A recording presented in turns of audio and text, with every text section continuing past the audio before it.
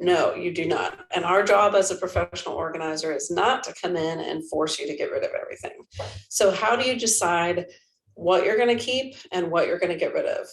Well, that's a loaded question that would take a lot longer to answer than what we have time for.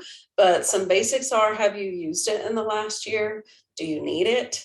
Is it required? Is it just something that you like? Or is it an actual necessity? So, determining needs versus wants, first of all.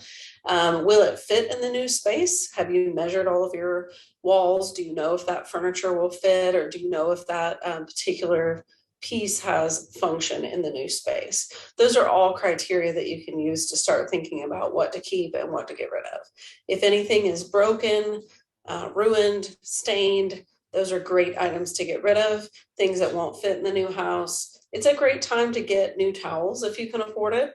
Get rid of the old ones or use them as rags, refresh, get a new shower curtain. Some of those things are my favorite things to do when I'm moving.